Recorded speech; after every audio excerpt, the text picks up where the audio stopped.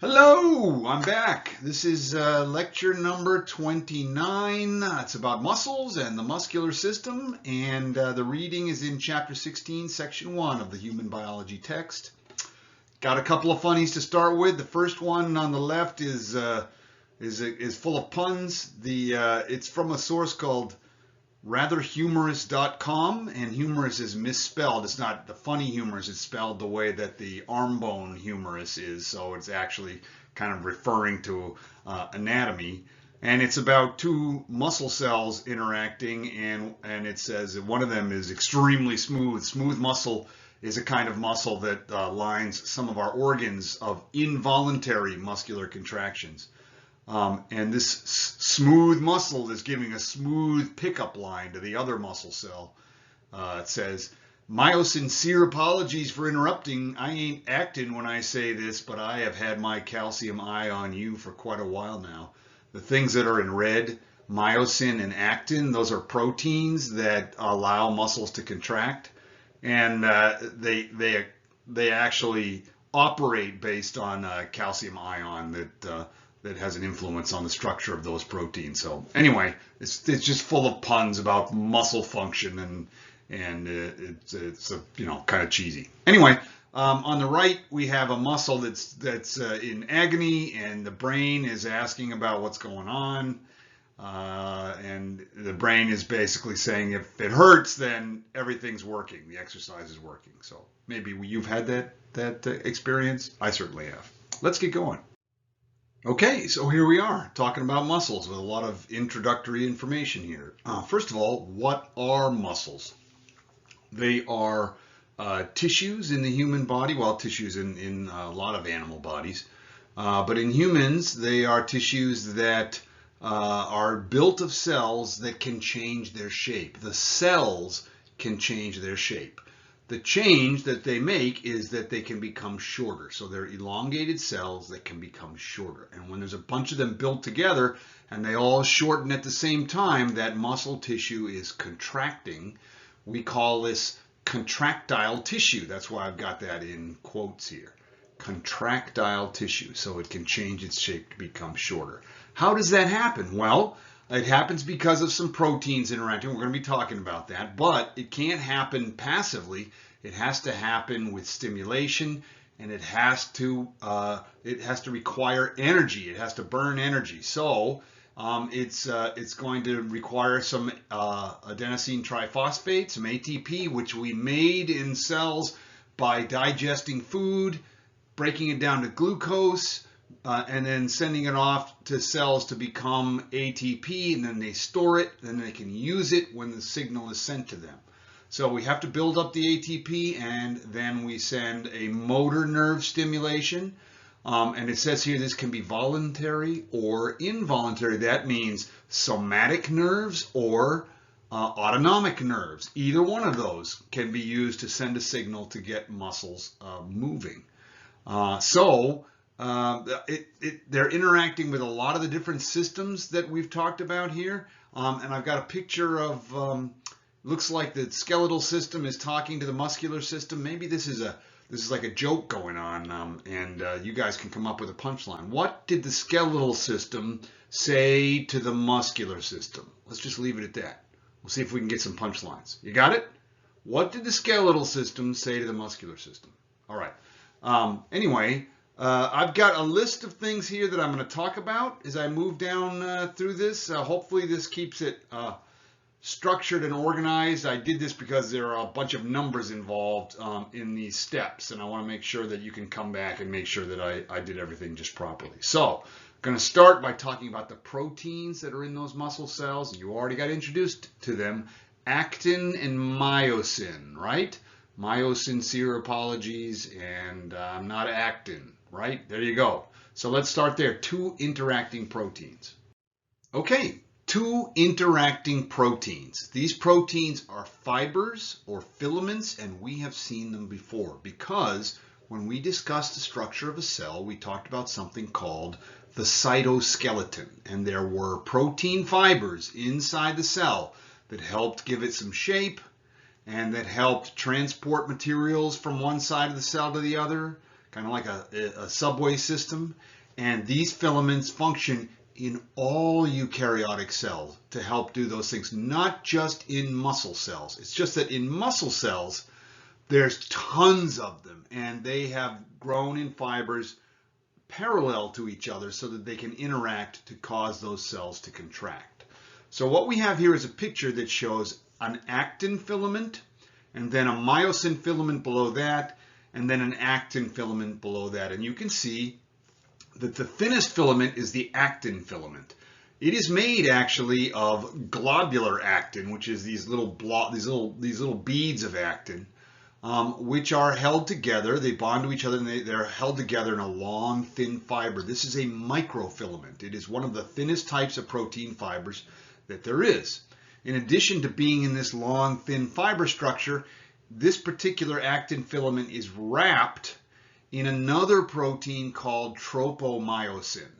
And one of the things that makes myosin a little bit different is that it has this strange head structure on it, like a paddle. And the tropomyosin has a little bit of a paddle, and you can see that on the larger myosin filament, there is also a little bit of a paddle. And here we have an indication that these paddles can kind of reach out and grab each other. Can you see that? This one here is about to do the grab. This one here is doing the grab. And this one here has done the grab and then let go. Okay? So the tropomyosin and the myosin can link onto each other. And because myosin molecules can contract, that allows these fibers to slide past each other. Okay? So that's what we're looking at here. Actin is the thinnest. The myosin filament is larger. It is made of lots of these myosin molecules, which are really long polymer molecules with these heads on them. And when we get enough of them together, they create this slightly wider filament. It might be considered an intermediate filament. But again, we see these proteins as cytoskeletal material in all eukaryotic cells.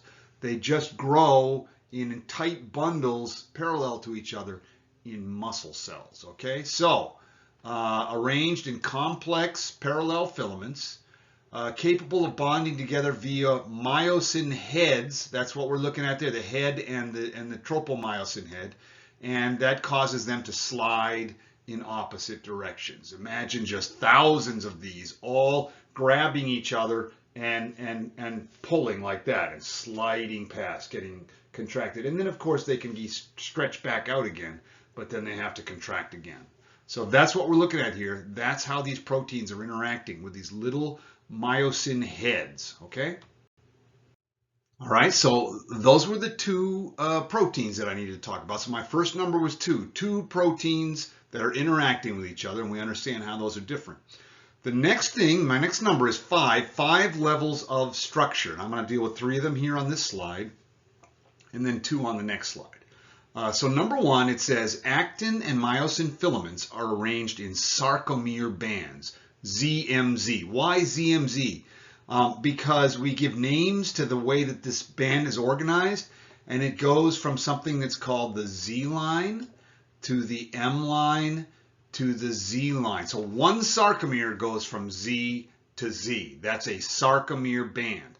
Why is that important? Well, you see that the way it's organized is that the actin fibers, which are blue in this picture, slide into the myosin filaments, which are red in this picture, because remember, the myosin filaments can reach out and kind of tug on them and cause them to slide together. And as a result, when we contract the fiber, we get these sarcomere bands pushed right up against each other, and that's as short as that muscle can get.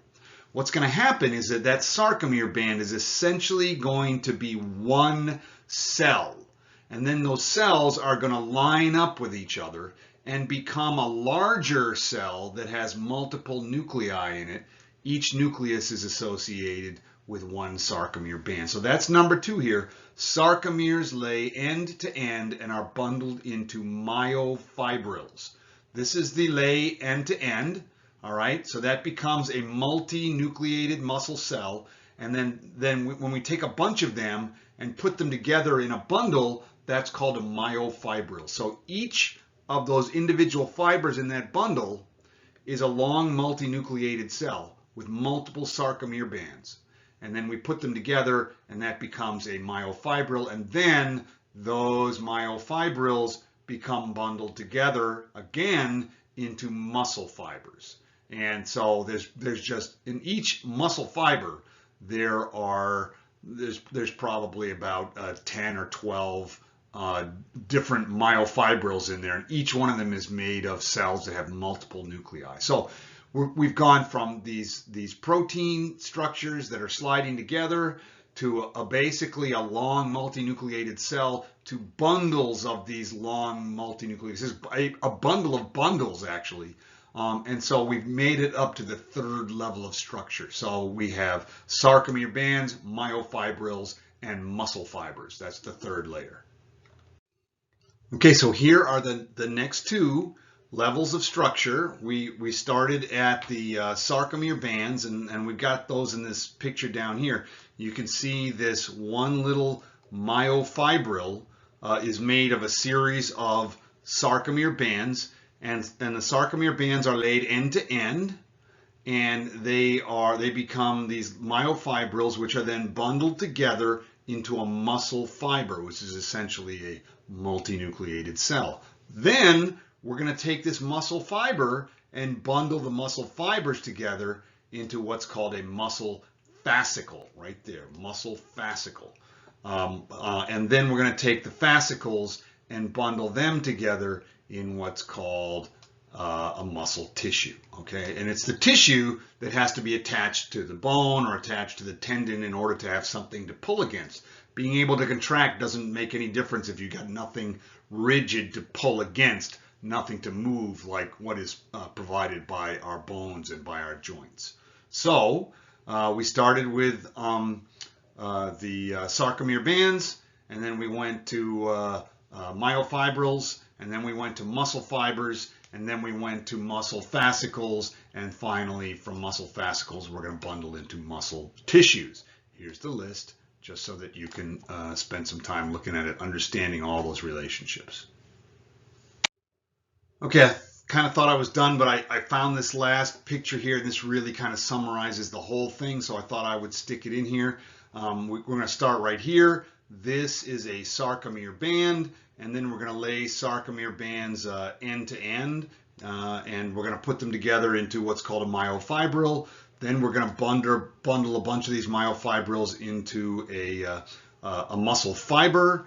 Take those muscle fibers. The muscle fiber is actually what a muscle cell is, a multinucleated cell. And then we're going to take those fibers and bundle them together into a fascicle, and then take the fascicles, bundle them together into muscle tissue, or what's called a muscle bundle. And that is what we attach to the bone with ligaments, with tendons, and that is what allows the whole structure to get shorter and to cause motion, which of course is very important to us. There we go, nice summary. Okay, so there were 2 muscle fibers and 5 levels of structure. My next number is 3. This is going to be the 3 types of muscle tissue. I've probably talked about all of them already. It's just a matter of arranging them so that we can see how they function inside the body. The first one is skeletal muscle. So this is attached to the skeleton. This creates movement. It can be voluntary movement, as you're looking right now, or it could be reflexive. You can have a doctor tap on your leg and your knee will pop up, your leg will pop up. So there is a kind of a local stimulus and reaction. And there are a few places in the body where you can get that kind of reflex. That's still skeletal muscle, okay? So skeletal muscles are really what we've been talking about so far with the sarcomere bands and bundled up into the muscle fibers. These other 2 types are a little bit different. The second one in this list is cardiac muscle, which is in the heart. This is not attached to any skeleton parts, or it is, but it's not using the skeleton to pull against. It's really just contracting against itself and the pressure that's inside it. And so I'm describing it as involuntary and rhythmic. Your heart is going to beat whether you want it to or not. You might be able to relax and do some mindfulness and get it to slow down, but you're not going to get it to stop.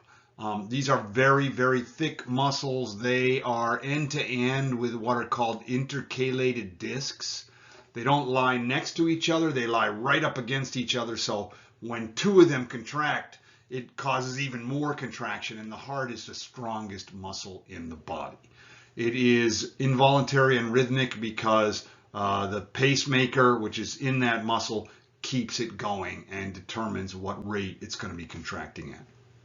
The third type of muscle is smooth muscle, as we saw in the first slide where the smooth muscle had a pickup line. But anyway, the smooth muscle in the body is usually associated with the organ systems, especially the intestines, the stomach and the intestines, also the blood vessels. Anywhere where there's a tube that you could have a wave of contraction moving down the tube. So peristalsis is the word that we introduced before, which described that wave of contraction that would keep the food moving through the digestive system. But also when blood vessels contract, if the body gets too cold or something, and the blood vessels contract down, that also is due to these smooth muscle fibers. And so it says here, smooth muscle moves food, urine, and reproductive tract secretions, controls diameter of respiratory passageways, and regulates diameter of blood vessels. So,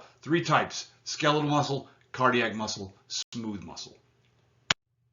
Okay, let's keep rolling. The next number is 2, back to 2, 2 types of attachments. I've already mentioned the attachment of muscles to the bones around them.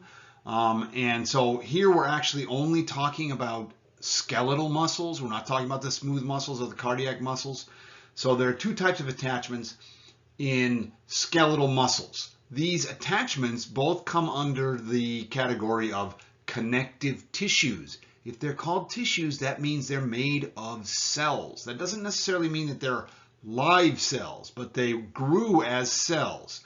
So connective tissues. The first is called tendons, and this is where muscle meets bone, and it's usually at the end of the muscle and at the end of the bone, so that we can have an interaction between 2 bones. In this case, we've got the classic biceps muscle, which is attached here at the shoulder, and again attached down here to the lower arm. So when it contracts, it actually is pulling this bone up close like this, which is why when we make a muscle and we're looking for it right there, you can actually see it contracting. So that's a tendon. A tendon attaches muscles to bone. And again, it's a form of connective tissue. The other type of attachment is called fascia, and we already saw a fascicle, which is kind of related to this.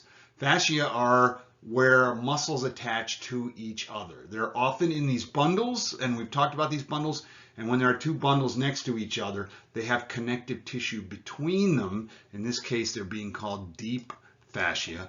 And these connections between them allow them to pull against each other, and that allows a lot more subtle control over exactly how far the muscles are going to be contracting and relaxing. Okay, so we have kind of a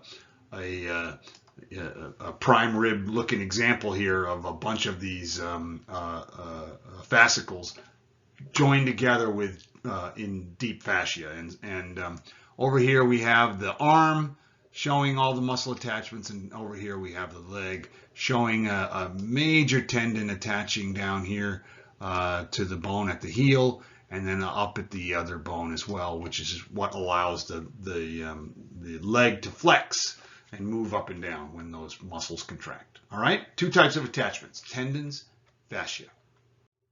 Okay, now the next number is 5, back to 5, and it is 5 types of movement. So there are actually 5 terms here that I'm going to have you looking at. They're not necessarily all mutually exclusive. Sometimes they are repetitive depending on what type of motion we're talking about. So I'm going to go through them one at a time. In fact, I see them now in 2 boxes there because they're in pairs that refer to muscles that are working against each other. And the word we use when muscles work against each other is antagonistic. Antagonism is something that you do to your little brother when you're trying to get them upset. You're kind of teasing, you're trying. Ante means before, and agonism refers to attacking. So when you're trying to goad them into attacking, you're being antagonistic. Well, that's not really what the muscles are doing, but we say that they're working against each other. So the first word is adduction, which means outward movement. This would be an example of adduction because part of the body is moving outward. There is a muscle that is pulling that part of the body out there. It's not this muscle, it's not the biceps, because that is a muscle that pulls it back in. I'm using the word pull, and it's important that you understand muscles can only pull. They cannot push. So when I'm doing this, there is no muscle that's pushing. There is a muscle that's pulling it in this direction, and there's a different muscle that's pulling in this direction. Those muscles are working in antagonistic pairs. They are working against each other. So we have one that's pulling this way and another that's pulling back this way. Okay, that's what antagonism means. They are in pairs that work in opposite directions. So the opposite direction here would be an abductive muscle. Sorry, adductive is outward. Abductive is inward. The only difference in those words I know is the second letter. D is outward and B is inward. I don't know. I don't know how to straighten it out any more than that. They're pretty important terms for these muscles, and any sports person or trainer is going to be able to use those appropriately when they're talking about different muscles in the body. They'll know which one is torn up and which one is injured, and how to do the right kind of therapy for it. So the next two terms are extension and flexion. And extension is happening when you're straightening a joint. And in this case, I was doing this motion here. This is adduction, and it is also extension. That doesn't mean that they're always the same thing, but in this case, they're the same thing. So straightening out this joint is an extension, and bending that joint is flexion. So that's also abduction. So they're similar in this sense, but depending on where the joint is and where the muscle is, they can actually be the opposite. We can have an adduction muscle that might also result in extension. So, and the last one is rotation. That has to do with a circular joint like the shoulder joint, which is a ball and socket joint. And whenever you're doing that, you are working multiple muscles at the same time. So they are contracting on one side and relaxing on the other side. They are simultaneously antagonistic. So that's very important to recognize these 5 types of movement: adduction, abduction, extension, flexion, and rotation. Bam.